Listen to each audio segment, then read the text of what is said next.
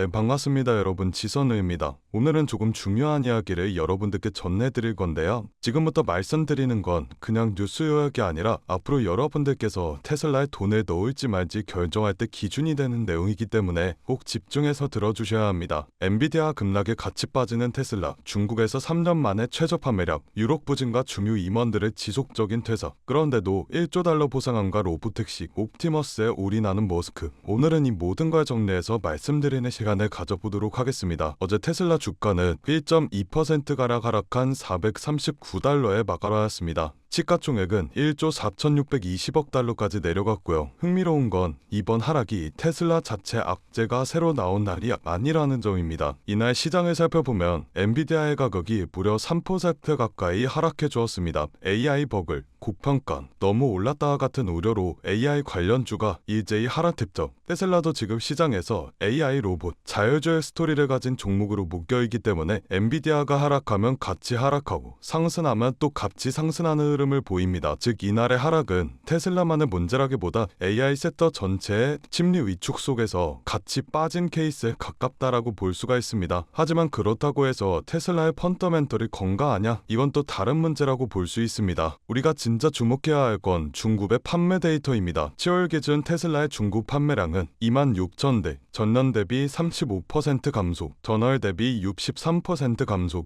더 충격적인 건 점유율 변화입니다. 9월엔 8.7%, 10월엔 3.2%, 한 달 만에 점유율이 반토막 아래로 떨어졌습니다. 이건 단순히 조금 덜 팔렸다라는 수준이 아니라 경쟁에서 밀리고 있다라는 강력한 신호입니다. 이미 유럽에서는 테슬라의 판매 부진이 지속적으로 언급되고 있습니다. 중국에서마저 이러한 수치가 나오기 시작했다라는 것, 테슬라의 전통적인 강점이었던 브랜드, 기술, 가격 경쟁력 조합이 더 이상 예전과 같지 않다라는 의미겠죠. 한 줄로 정리하자면 전기차 시장에서 중국, 유럽, 미국 세 축 모두 다 압박을 받고 있다라고 볼 수 있습니다. 이걸 모른 채 그냥 머스크니까 테슬라니까 올라가겠지 하고 들어가는 건 정말 위험한 낙관입니다.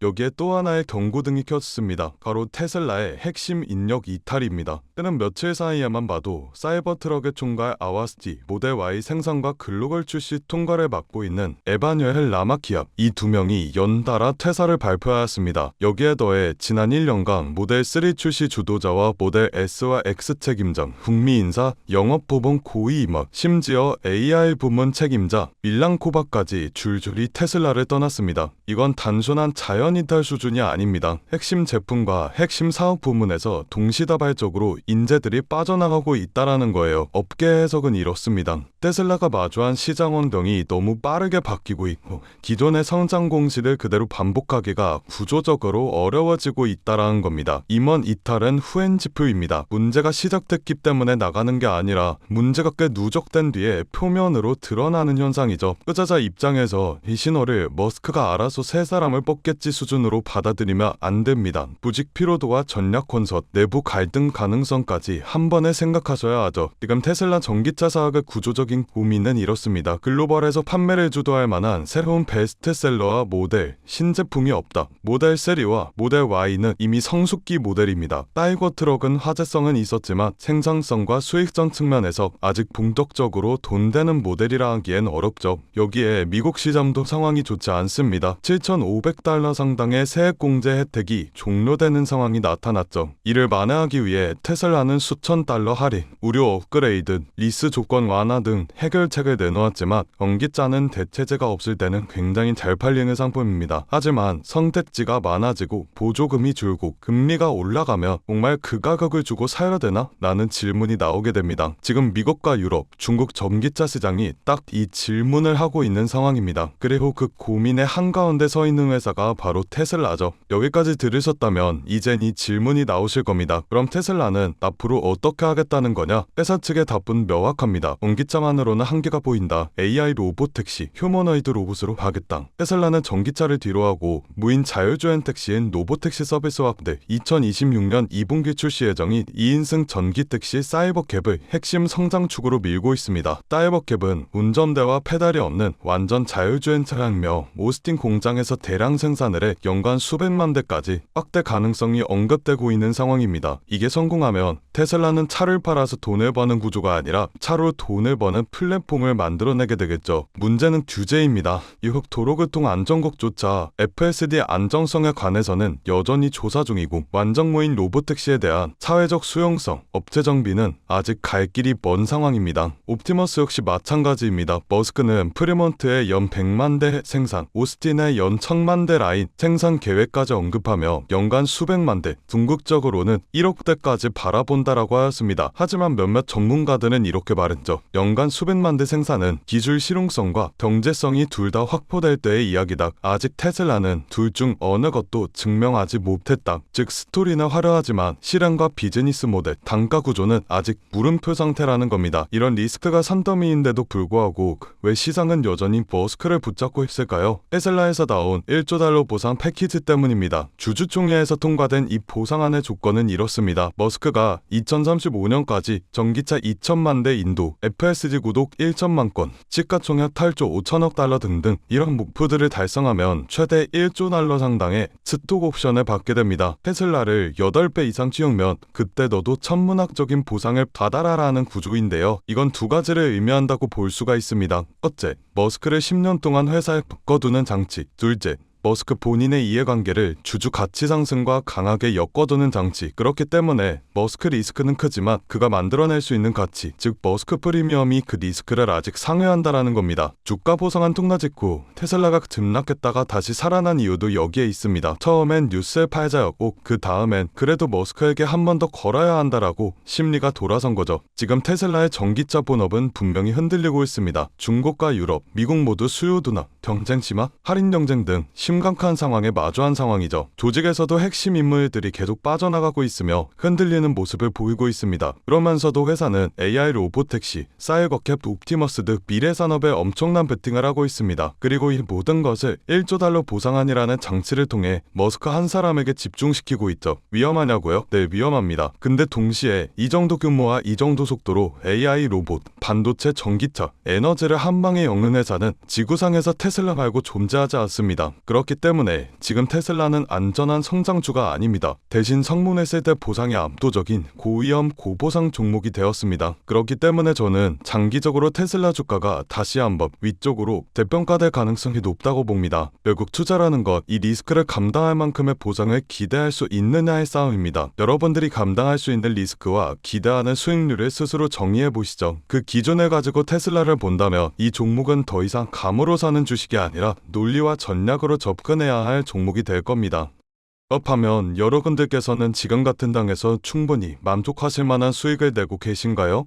요즘 시장 정말 쉽지 않은 시장입니다. 금리와 인플레이션, 지정학적 리스크 등등 주식은 계속 오르는데 나만 뒤처지는 것 같고 투자를 하고는 싶은데 도대체 어디에 투자해야 되는지 막막하신 분들이 대다수이실 겁니다. 그런데 말이죠. 이런 장일수록 돈이 도는 방향을 우리는 정확히 알고 있어야 합니다. 왜냐면 이런 불안정한 장에서도 누군가는 조용히 큰 돈을 벌고 있기 때문이죠. 그 사람들과 우리가 다른 점은 뭘까요? 자금의 흐름을 읽는 눈을 가지고 있다라는 점입니다. 코로나가 유행하는 시기엔 코로나 백신을 개발하는 회사의 주식이 폭발적으로 올라갔고 트럼프 대통령이 미국을 암호화폐 수도로 만들겠다고 공언하였을 땐 비트코인의 가격이 엄청나게 상승하였습니다. 이렇게 자본은 항상 시대의 트렌드에 맞게 변화하고 짧은 시간 내에 우리에게 큰 수익을 안겨주었죠. 그렇다면 지금 시장의 트렌드는 어떤 것이고 자본은 어디로 흘러가고 있을까요? 바로 데이터 센터입니다. 지금 세상은 단순한 기술 경쟁을 하고 있지 않습니다. 데이터 전쟁을 하고 있죠. AI가 발전하려면 결국 데이터가 필요하고 그 데이터를 저장하고 처리하고 학습시키는 공간이 바로 데이터 센터입니다. AI의 심장이라고 볼 수가 있죠.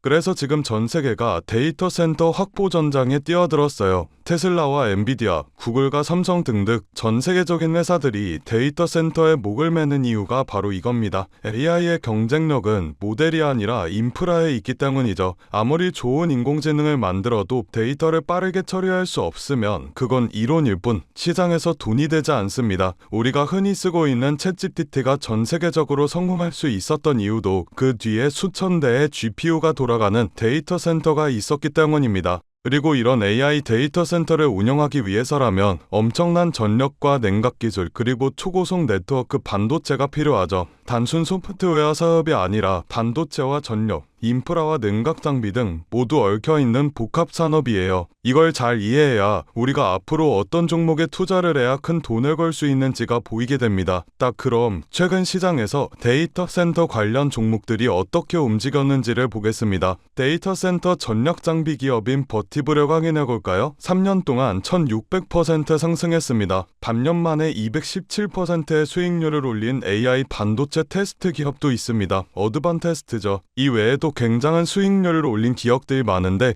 이 기업들의 공통점이 있습니다. 바로 엔비디아와 테슬라와 같은 대형주들이 성장할 때 함께 커지는 기업들이라는 점인데요. 대형주들은 이미 충분히 오른 상태에서 수익률이 제한적이지만 수혜를 받는 이런 서포트 기업들은 폭발적인 수익을 기대해 볼 수가 있습니다. 테슬라를 확인해 볼까요? 테슬라는 지금 AI와 로봇 사업을 위한 자체 데이터 센터를 확대하고 있습니다. 테슬라의 로보택시와 FSD, 옵티머스와 AI 기술, 이 모든 기술은 AI 학습 데이터 센터 없이는 돌아가지 않습니다. 즉 테슬라가 AI 사업을 확장할수록 데이터 센터 인프라 기업들의 매출은 같이 폭등하게 될 것이라는 말이죠. 여러분들, 테슬라와 엔비디아가 1년에 각각 50%씩 상승했을 때 그 부품을 납품하는 기업들은 400%, 500%씩 올랐습니다. 테슬라가 AI 칩과 슈퍼컴퓨터, 로봇 사업을 넓힐수록 그걸 돕는 반도체와 냉각, 전력 인프라 기업들은 테슬라의 상승보다 훨씬 더 큰 폭으로 상승하게 될 겁니다. 이건 단순한 추측이 아니라 시장 자금이 실제로 움직인 방향입니다. 최근 기관 투자자들이 데이터 센터 인프라 ETF를 사들이는 이유도 테슬라, 엔비디아 중심의 AI 시장이 결국 인프라 전쟁으로 갈 것으로 보고 있기 때문이죠. 이런 흐름에서 우리가 해야 할 일은 단순합니다. 테슬라나 엔비디아와 같은 대형주들에 안정적으로 투자를 하되 그들이 성장할 때 직접적으로 수혜를 받는 기업들을 우리 포트폴리오에 추가해야 합니다. 이걸 리스크를 줄이면서 수익률을 극대화하는 가장 효율적인 방법이죠. 그래서 제가 저의 소중한 구독자분들을 위한 선물을 하나 준비했습니다. 좋아요와 구독 눌러주신 분들에 한해서 월가 애널리스트들이 실제 세력들의 매집이 포착된 테슬라와 엔비디아의 수혜 종목을 오픈해드리려고 합니다.